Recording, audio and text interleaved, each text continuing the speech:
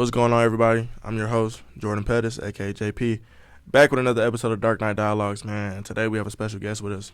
We have my man Dre Parker from the Bay, here from with Addicted Clothing Line. What's going on, my man? What's going on, my brother? Excited to have you here today, man. Today's episode, we're gonna be talking about, a little bit of entrepreneurship, man. Dre has a nice little clothing line going. So talk to us about what kind of got you into the clothing business, man. What kind of got me into the clothing business? Growing up, I've always been like kind of the creative. Mm-hmm. I had a creative style. A lot of my friends would say so. And then like as you growing older, you always want to like explore your fashion sense. Mm-hmm.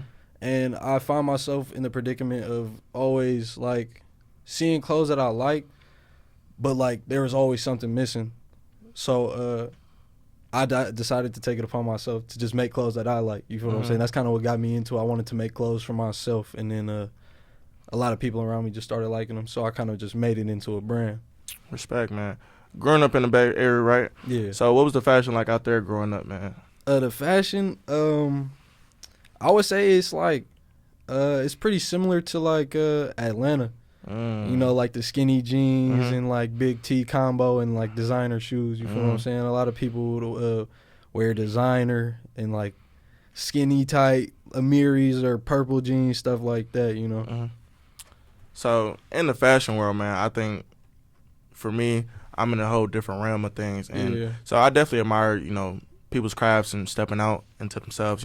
Me doing this podcast and things, something I've been wanting to do for a minute. Has clothing or making your own clothes always been something you've been wanting to do for a while, or it just kind of happens sporadically, just one day you're sitting there looking at things? I would say it kind of happens sporadically, I started off, I was a barber at first. I've always been kind of like intrigued by the like entrepreneurial side of things. A hustler. Basically. I never could see myself working for somebody and things like that. So I kind of just took it upon myself, to find my route, I was always trying different things. I stuck with barbering for a minute. I kind of made my way in there, made my statement with that. And then I kind of, like you said, it was sporadic. I just hopped into the clothing industry, and I've been seeing success so far. Yeah. And so would you say your upbringing's kind of played into that role of, you not want to work for someone else? And can you kind of elaborate into that? I would, partially. My mom, I grew up without my father. Okay. So I always seen my mom working hard as ever, to provide for my family and stuff, me and all my siblings. We never had to want for nothing. And she kind of gave me that inspiration. I seen her working so hard for, this big company. And, I always thought, like, if you could work so hard for somebody else, why not work this hard for yourself? Make something for yourself so you can collect all royalties and be the one that has that plaque on the wall that says you own this. You feel what I'm saying? So yeah, that's kind of what gave me inspiration to go down the path that I went down. For sure, man. I think that's a lot of inspiration. I think parents play a big role into seeing, them. I think for me, I did have two parents I hope, but they went through their times. They were struggling too. They both had their own little things going on. And they were trying to get out the mud a little bit. So I definitely relate to that a little bit. I think eventually, they found their niche a little bit better. We ain't doing too bad, but we ain't doing too good either. We doing all right. So respect to them, man. And would you say not having a dad around, that kind of helped you? Oh, for sure. Growing up without a pops, it for sure is like an inspiration. I feel like that's having like a chip on your shoulder. You got to prove something. You got something to prove.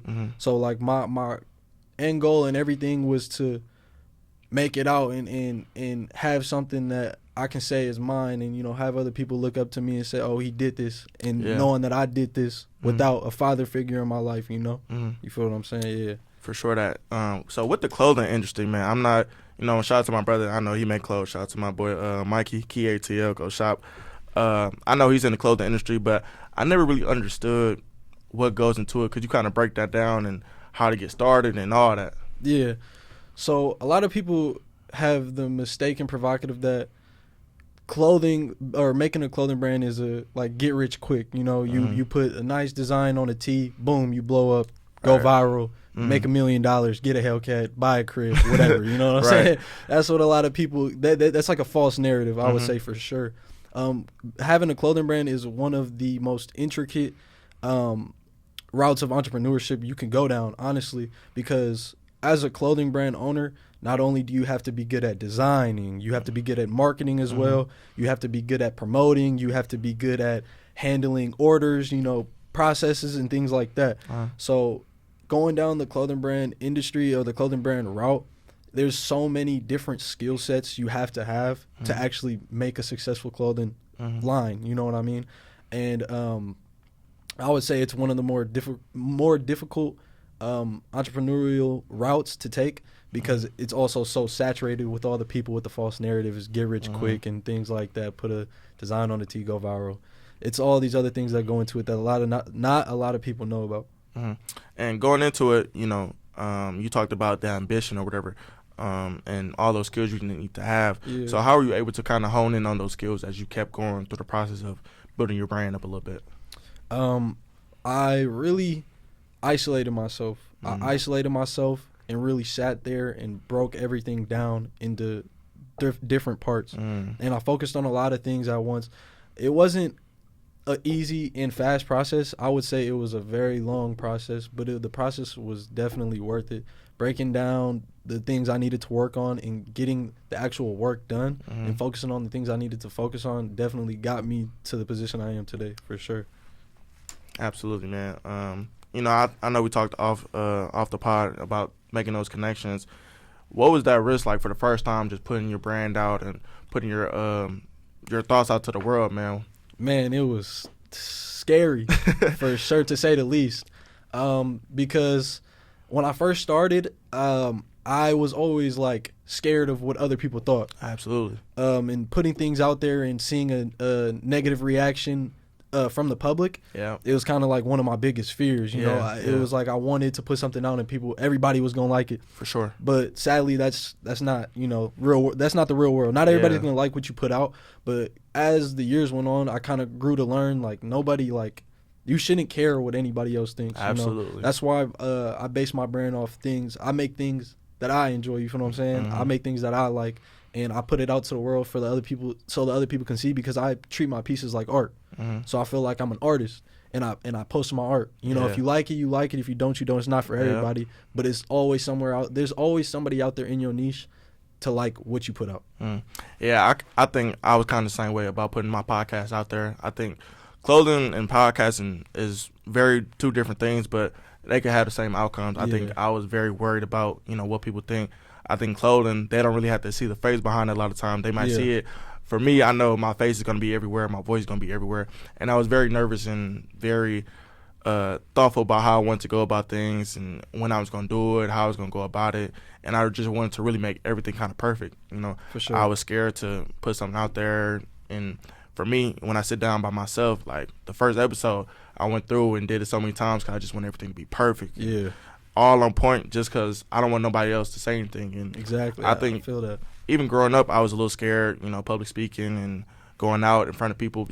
I was just always scared about what other people think. I'm the only child. I know you got sisters or whatever you said, so I'm the only child. So I don't really have nobody like close to me. I consider texting my homeboys or whatever, but I need someone like unbiased opinion, like a sibling or something like that. For sure, like, JP, like, nah, it's trash or it's good. Yeah. And so I think for me, I wanted to make everything perfect, and I could really relate to that too. I think being able to start your own thing is a scary process, and definitely. It's nice to hear about other people in their process as well, because starting this podcast thing, it was very scary to say the least. Going through trying to get edits, designs, editing, make sure I'm putting out the right thing, trying to come up with episode ideas. So I definitely feel that. Nah, bro, props to you, because I know this isn't something easy to do, bro. For sure. Thank you, man.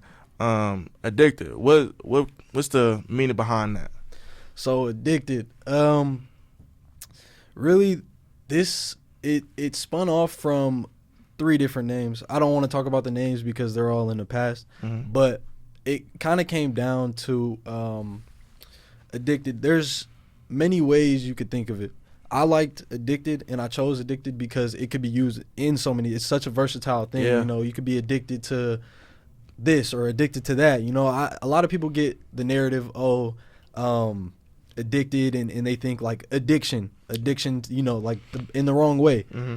But it's never really that. You know, you could be addicted to fashion, addicted to money, addicted to winning, addicted to success, things like that. I liked addicted because it could stick to so many different things. You know what I mean? And so, like you said, that networking piece, who was that first big connection to really get you out there? Or what was the method about making your brand pop or get out there? Yeah. So, actually, my boy Maddox, he owns a brand. It's called I Hate Stars. He actually owns a few brands, but I Hate Stars is probably one of the most prominent. Before I moved out to Arizona, I had posted a TikTok just showcasing life as a clothing brand owner, you know, a little photo dump, nothing too crazy.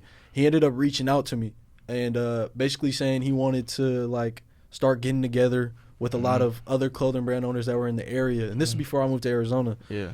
I ended up moving to Arizona. I ended up linking up with him. And honestly, bro, he's younger than me. He's 17. He's one of the smartest 17-year-old kids that's crazy. I know, bro. He's insane. He made a ton of money from doing the exact thing that I'm doing.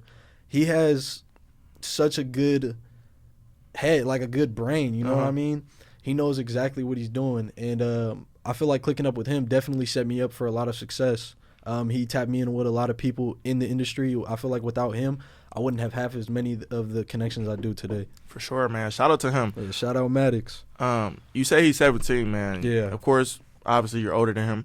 So what was that like, you know, try to put your pride aside and go and listen to someone who was younger, who had more kind of game than you, and be able to take all that in and use it for what it's worth?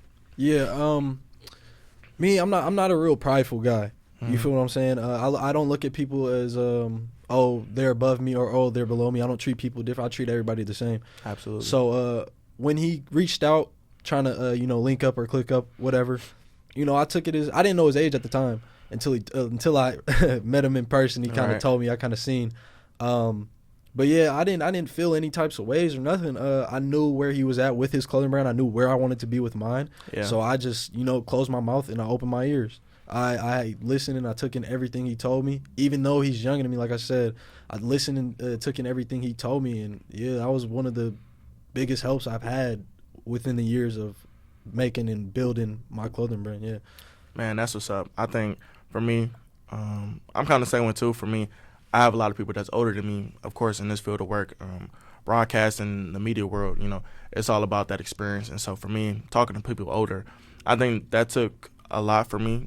Growing up, I think I didn't always have that sense of being able to put my pride aside. And I think it wasn't so much pride. I was just nervous or scared. I just didn't want nobody to say anything or just trying to want to figure it out by myself. Yeah. So going in and being able to pick up and learn from these different peoples, my dad, he would try to say something to me, my mom, and all the times, I don't want to listen just because they my parents or whatever. Everything they saying, it's always not going to resonate with you. And, of course, they had to have some other people say something to you. So what were the things kind of your mom were saying to you throughout your process of going about this? My mom was super supportive. Every time I have a drop, I always let her know. I always tell her how I did. And no matter if I do good or no matter if I do bad, she's always there, applauding me. My mom's my biggest fan. And for that reason, I know when I get to the point I want to be at, she's going to be up there with me as well, of course. So being a brand owner, or you're in school, right? Yeah. So what's that schedule like for you, being a brand owner and trying to go to school and manage the college life and try to make money? Oh man.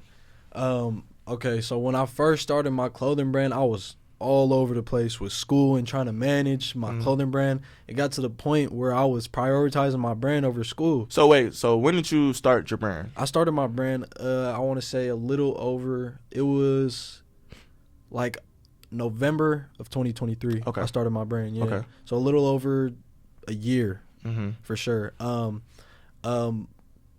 yeah, I started it in like the middle of a semester, just randomly, and trying to balance class life or college life with trying to maintain the clothing brand. It was all over the place because I was so infatuated with getting my brand up and running that I was definitely prioritizing that over my schoolwork for sure. So I found myself falling behind in school a little bit, but I honestly didn't care. honestly at all. I didn't care because I knew that this could be the reason, you know, I kind of take it to the next level or start living the life I want to live. But I ended up getting back on track. I switched from a fully in-person student to hybrid, just so I can have more time to travel and things like that. Because during that time, I was also traveling, you know, meeting new people, going back to the Bay, you know, finding some inspiration, you know, going different places, things like that.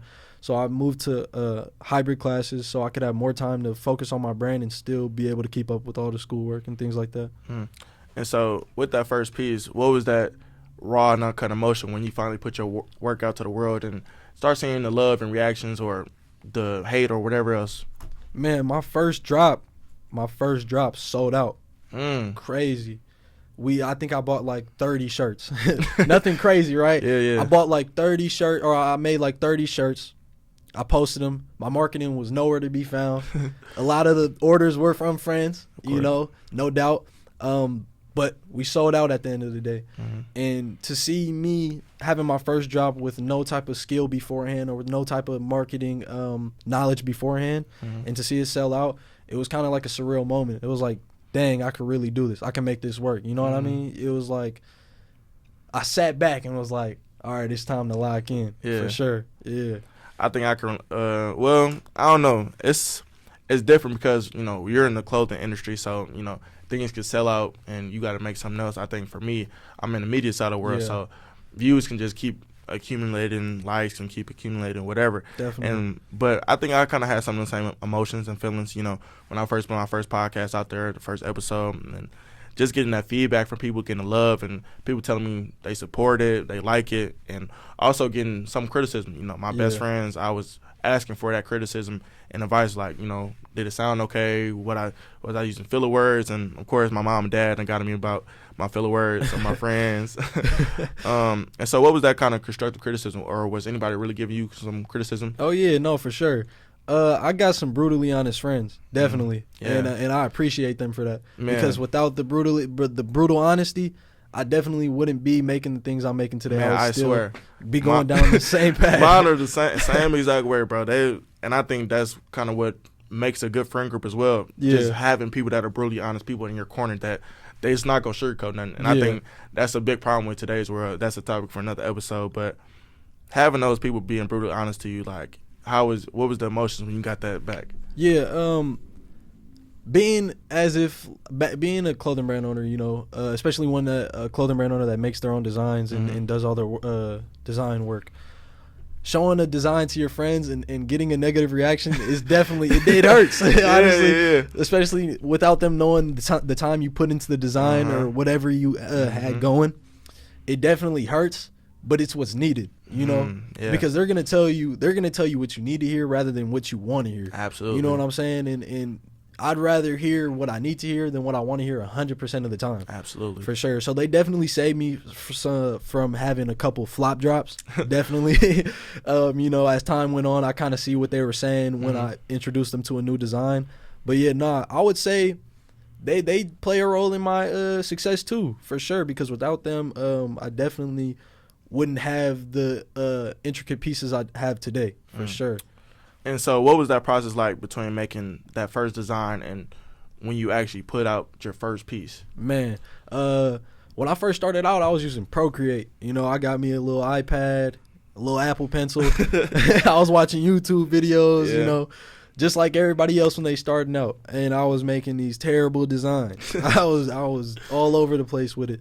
But I finally found a system that worked.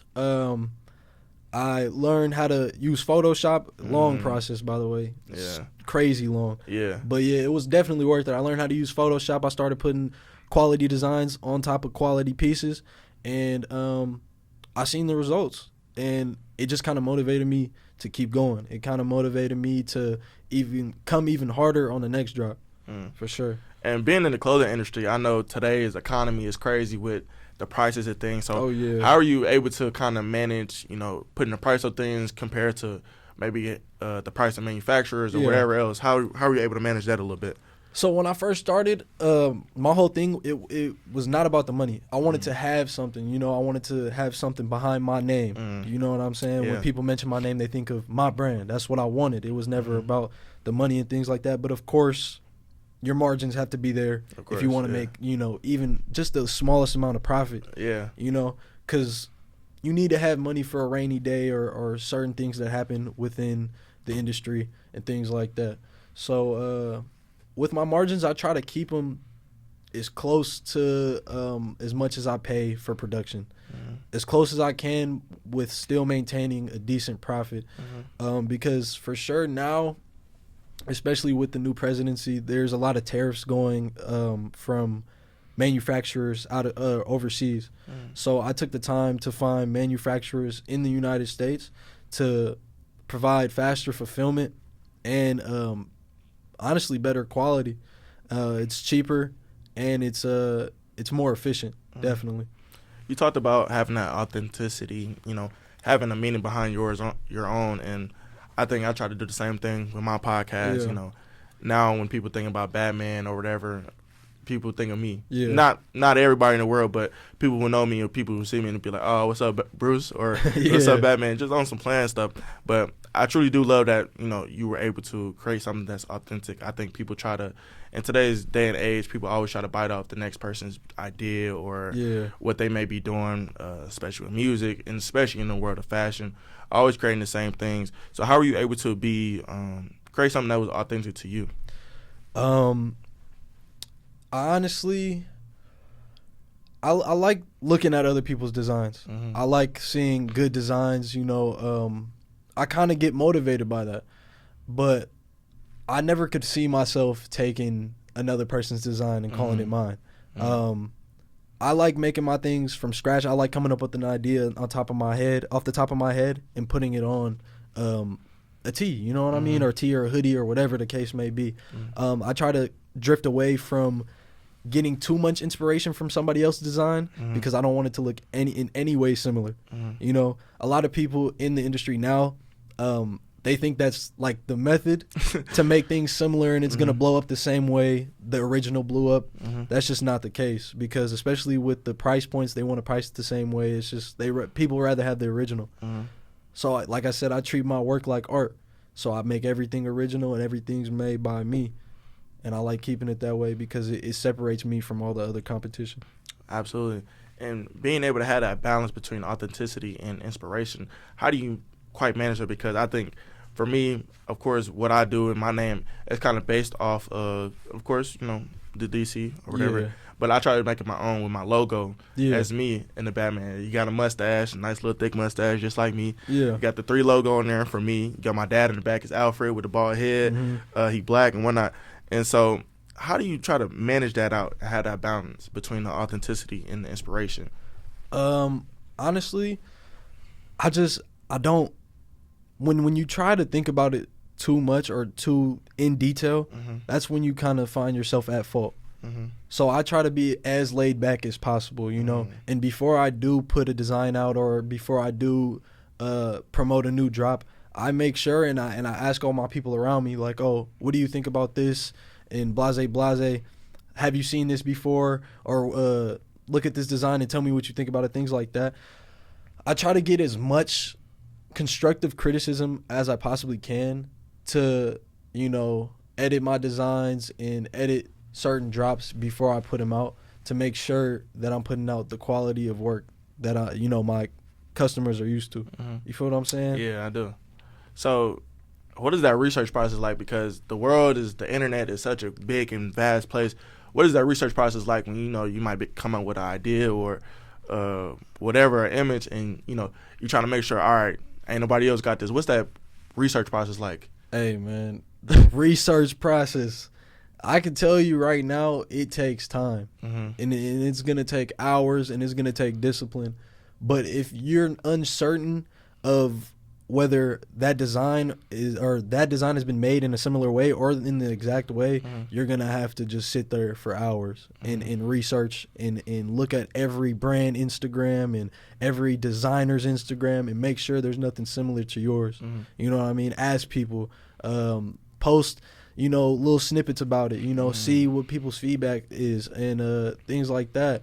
But yeah, it's definitely, it'll take time, but it's all a part of the process, especially when you're trying to create something original. Of course. Earlier you talked about those different skills or whatever with marketing. Would you say social media has made things a lot easier for marketing and clothing brand owners? Yeah, definitely. We have one of the biggest gems of all time within TikTok. Yeah. For clothing brand owners, I feel like TikTok is like gold. Mm-hmm. It's like finding a diamond, honestly. Mm-hmm. If you use it the right way and use it to your advantage, then the possibilities for you are honestly endless. Because it's just so easy to reach people from all different types of states or countries. You know what I mean? You post something, it blows up, you get 5,000 likes. Those 5,000 likes convert into maybe 500 followers on Instagram. 500 followers is 500 potential sales. You know what I mean? Yeah. So I feel like TikTok, IG Reels, things that are pushing your content out to different states and different areas are just the biggest gem of this current century. For sure. I've had that conversation several times with people just about the impact of TikTok and social media. I know some of my favorite artists. I'm big into the underground and plug scene. I don't know if you are. Yeah. But like I know some of my favorite artists. All it took is one video. Now they life changed forever. They selling out tours, doing everything else. Exactly. And I think it's so crazy to see that or whatever. And do you think you can kind of have that same impact, or have you had some of that same success at all? Yeah, no, definitely. I've had a couple viral TikToks that converted over into sales for sure. How many likes and views we talking? I'm talking about, I think my most viral TikTok is probably at like 80,000 likes. Yeah, 80. I think it's sitting about around 75, 80,000. And that was just on my personal brand, or like my personal like brand. Just messing around. Yeah, just messing around, just on some like, TikTok video things. I ended up blowing up off that, and a lot of the success from that video converted over to my brand page. Because when people see you promoting your lifestyle, or they see a certain lifestyle that intrigues them, they click on your profile because they want to see what else you have to offer. And then as soon as you click on my profile, you see my brand Instagram or my brand TikTok page, and that pushes them to go look at it. You know what I mean? And I feel like that's definitely a big process in how much I've grown over the past year, for sure. That's helped me a lot. I know for me personally, as a podcast owner, it's more about content and putting out things on a more consistent basis. Yeah. Having episodes weekly. As a brand owner, what's that time difference? I know you have to spend time and work in your craft, but how is that middle period between dropping pieces or whatever, or how often are you dropping pieces? It's all work in between, for sure. Right now, I got a system to where I have majority of my drops planned for the rest of the year, but that took like a lot of grinding. That took like 2 months straight of no drops, just straight planning. You know what I mean? I like pushing out quality for my customers because I never want to have like a bad rep on my name. Yeah. So every time I drop, I try to make the quality, every drop I have, I want the quality to get better until it's at the best possible quality experience that I can get, especially with fulfillment also.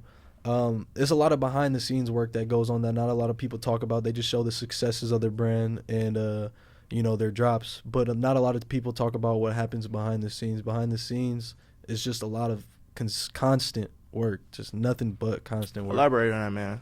Constant work is in finding the right manufacturer, going over process of sales, things like that. Trying to kind of like digest what your brand is. You know what I mean? Where your brand is at, kind of facing the hard truth, whether your brand's doing good, whether your brand's doing bad, taking that all into account, putting it on the table, and finding out what you can do to make it work. You know what I mean? So like, I feel like the biggest process in every clothing brand owner's journey is finding the right manufacturer. And I definitely been through like maybe 5, 6. Yeah, for sure. Because there's a lot of things that go into it. People get scammed. Fulfillment is not efficient. You're paying too much for the price point of your products, so you're not making a lot of profit on the back end. Things like that. So all of that is what I mean by behind the scenes work, figuring everything out on the back end. So when you drop, everything runs smoothly. And so I know we're in a new day and age, but are you out in the streets or you go out or whatever? Are you always working? And like, what's kind of that balance like between, you know, just being able to live life, you know, you're still young, you're in college, and be able to have fun, but still always trying to network and find people to put onto your brand or whatever. What's that balance like? The balance is actually pretty good. Honestly, every time I go out and every time I say have fun, or I'm going out with some of the guys, it's honestly like a networking experience. I look for something everywhere I go. I push my brand out everywhere, especially to like bigger groups. You know, I've yet to go to like a convention where people sell their clothes, like a sneaker con or something. I know people have pop-ups and stuff like that. I know I wanted to get into that this year. I've yet to go to one of those or set up one of those. But yeah, every time I go out and I have fun or so-called fun, I'm looking to push my brand out, whether I'm traveling to a different state, whether I'm traveling to a different country, whether I'm going out to the club with some of the guys. You know what I mean? I'm promoting my brand. I'm wearing my brand for sure all the time. Absolutely. And so with the brand Addicted, where do you see this thing going in the future, man? I see it blowing up, honestly. I have there's no doubt in my mind that this doesn't go the way I want it to go because I'm in control. You know what I mean? And from this point on, I'm only going to get better. And I feel like all clothing brand owners should think that way. Because when you're in control of something, you decide what path you're going to go down. Yeah. If I let up, then my brand's going to go down. But if I keep on the pedal, there's no telling where this could go.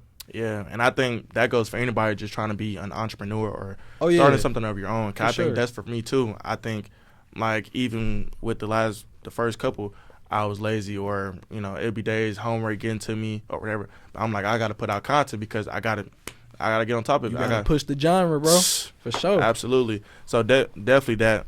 Always trying to find a way to better myself. Always pushing business, and that's a great mindset to have. Did that all come just kind of organically with just your drive, or did someone kind of put that in your head, or what was the thing that was able to really push you over that edge to keep you on top of, or on the straight and narrow a little bit? My driving factor is I want to have something behind my name. Like I said earlier in the podcast, I want people to mention my name, and the first thing they think of is my brand. That's kind of what pushes me. You know, I want to have something to, not necessarily to live for, but something for my family to run for generations. A legacy. Yeah, exactly. Definitely a legacy. That's the word I was looking for sure. Yeah, I could definitely relate to that too. I think that was my biggest thing when I started my podcast.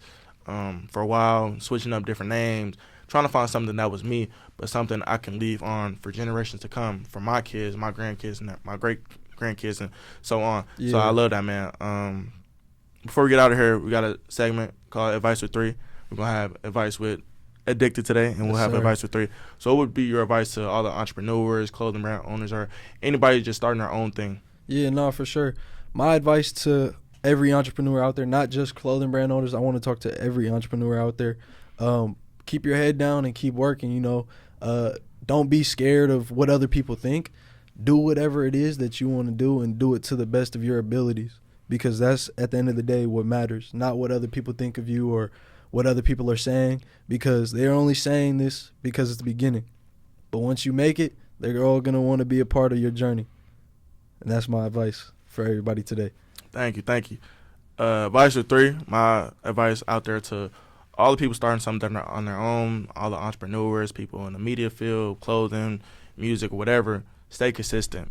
I think that's the biggest thing. You got to stay consistent. You got to keep pushing your brand, keep pushing that agenda of whatever it is you're creating. And, you know, when you're the creator of something, I think it's a saying out there, I want to get this hat on me, you're the creator of your own reality. Yeah. Whatever you want to do, however you want to live, it's all based off you and your work ethic and how much you put into your craft. So always stay consistent with something, go for your dreams, and just do the best of your ability. You know, no matter whatever, like my man Dre said, no matter what everybody else is saying, keep pushing and keep doing your thing.